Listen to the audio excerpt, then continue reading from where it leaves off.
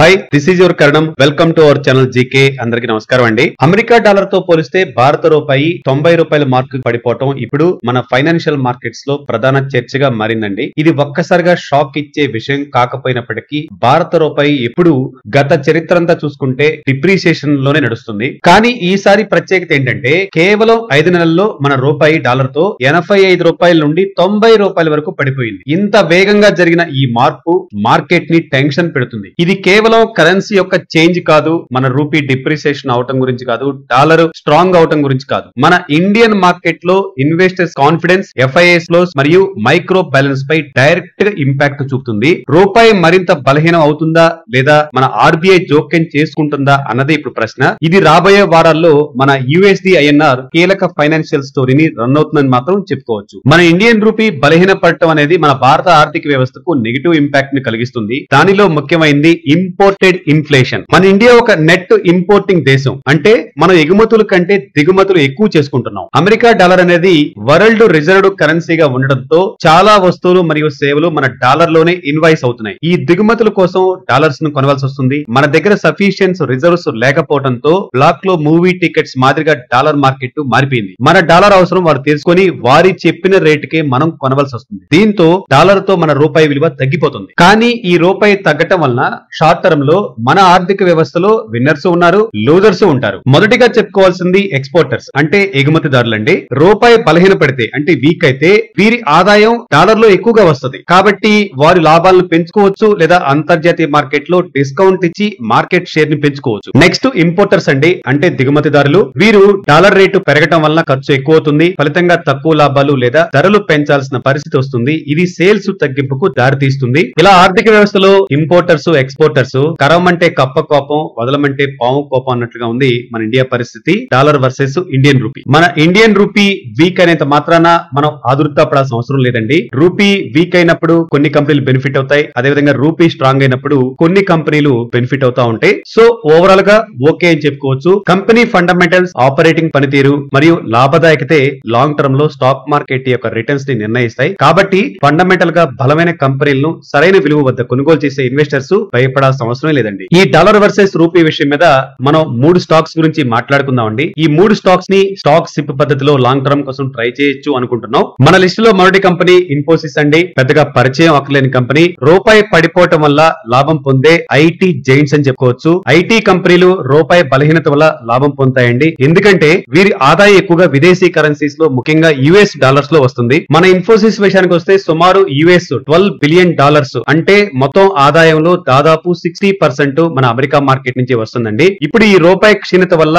వచ్చే లాభాన్ని కంపెనీ మొత్తం దాచుకోలేరు. కస్టమర్లకు కొంత డిస్కౌంట్ రూపంలో ఇవ్వాల్సి వస్తుంది. అయినా కూడా ఆపరేటింగ్ మార్జిన్స్ లో మెరుగుదల స్పష్టంగా కనిపిస్తుంది. ఈ డాలర్ స్ట్రాంగ్ అవటం, రూపీ వీక్ అవటం నెట్ ప్రాఫిట్ లో పెద్ద జంప్ కి హామీనా అంటే అంతగా కాదండి. ఎందుకంటే పెద్ద కంపెనీలకు క్వార్టర్స్ వారీగా అనేక ఫ్యాక్టర్లు మార్జిన్స్ ని ఇంపాక్ట్ చేస్తాయి. అయినా ఇది కంపెనీకి ఒక పాజిటివ్ ఫ్యాక్టర్ గా మాత్రం పరిగణించవచ్చు. ఇన్ఫోసిస్ ఈ రూపాయి బలహీనతను టాక్టికల్ అడ్వాంటేజ్ గా వాడుకోవచ్చు. తక్కువ ధరలతో కొత్త కస్టమర్స్ ని ఆకర్షించడానికి లేదా పాత కస్టమర్లను నిలబెట్టుకోవడానికి వాడుకోవచ్చు. ఇది ప్రత్యేక సందర్భాల్లో మాత్రమే జరుగుతుంది. కాబట్టి ఇన్వెస్టర్స్ ఈ రూపీ వర్సెస్ డాలర్ గురించి ఆందోళన చెందాల్సిన అవసరం లేదు. చివరిగా కంపెనీ యొక్క లాంగ్ టర్మ్ ఫ్యూచర్ మాత్రం దాని సేవలు నాణ్యత పైనే ఆధారపడి ఉంటుందండి. కంపెనీ ఫైనాన్షియల్ చూస్తే company face value ₹5, return on equity 28.8%, ROCE 37.5%, operating profit margin 23.9%, dividend yield 2.66%. Nifty 50 లో ఈ స్టాక్ కి 4.7% వెయిటేజ్ ఉందండి. అండ్ 52 వీక్స్ అయిన ఈ స్టాక్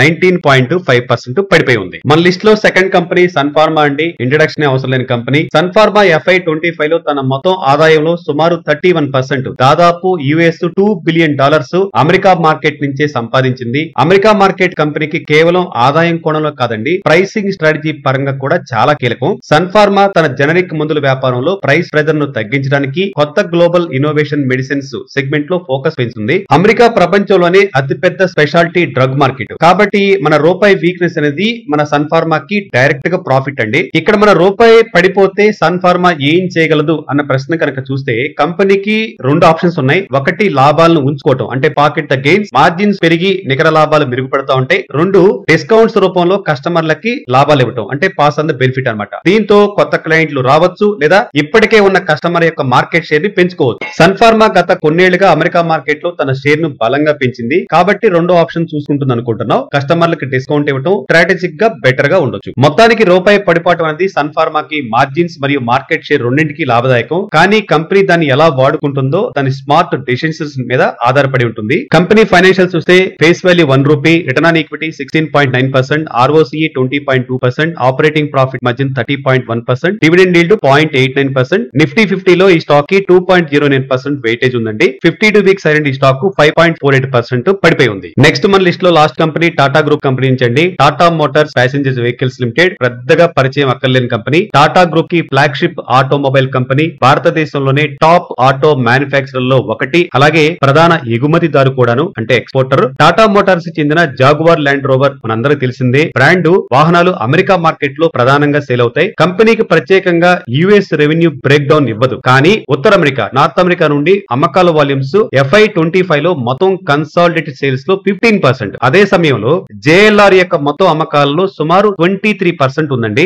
యుఎస్ ఇండియా టారిఫ్లు కంపెనీపై కొంత ఇంపాక్ట్ చూపించాయి. దీన్ని టాటా మోటార్స్ తన క్వార్టర్స్ ఫలితాల్లోనే అంగీకరించింది. అయితే ట్రేడ్ డీల్ ఒకవేళ త్వరలో వస్తే అది జేఎల్ఆర్ పై ఉన్న ఒత్తిడిని తగ్గించే అవకాశం ఉంది. కానీ అది ఎలా ఉంటుందో ఇంకా మనం చూడాలి. ఈ రూపీ వీక్నెస్ అనేది కంపెనీకి కాస్త తాత్కాలికంగా ఉపశమనం ఇవ్వచ్చు. ఈ పర్టికులర్ కంపెనీ విషయంలో ఈ కరెన్సీ మార్పును కంపెనీ ఎలాంటి అకౌంటింగ్ లో చూపుతుందో డిసెంబర్ క్వార్టర్ రిజల్ట్స్ లో స్పష్టమవుతుంది. మన రీటైల్ ఇన్వెస్టర్స్ గుర్తుంచుకోవాల్సిన విషయం ఏంటంటే ఇప్పుడే టాటా మోటార్స్ డీమెర్జర్ న్యూస్ వల్ల హైలైట్ లో ఉన్నప్పటికీ ఇన్వెస్టర్స్ ఈ కరెన్సీ చేంజెస్ వంటి చిన్న విషయాలను కూడా మనం పరిగణలో తీసుకోవాలండి. ఎందుకంటే టాటా మోటార్స్ అనేది ఒక మల్టీనేషనల్ కంపెనీ, అంటే MNC. తన ఫైనాన్షియల్ రిజల్ట్స్ ను రూపాయల్లో ప్రకటిస్తుంది. కాబట్టి USD INR మార్పులు నేరుగా ఫైనాన్షియల్ ఫలితాలపై ఇంపాక్ట్ చూపిస్తాయి. కంపెనీ ఫైనాన్షియల్స్ చూస్తే face value ₹2, return on equity 28.1%, ROCE 20%, operating profit margin 9.18%, dividend yield 1.7% ఉంది. అండ్ స్టాక్ 52 వీక్స్ అయి నుండి 28.8% తగ్గి ఉంది. ఫ్రెండ్స్, ఇవి ఈ రోజు మనం లిస్ట్ అవుట్ చేసుకున్న డాలర్ బేస్డ్ స్టాక్స్ విషయాలండి. ఫ్రెండ్స్, ఒక చిన్న రిమైండర్ అండి. Stock market real time insights, updates మరియు స్పెషల్ చార్ట్స్ ను మన బోత్ టెలిగ్రామ్ ఛానల్స్ లో అందిస్తున్నాము. వాటి లింకులు కింద డిస్క్రిప్షన్ లో ఉన్నాయి. తప్పకుండా జాయిన్ అవ్వండి.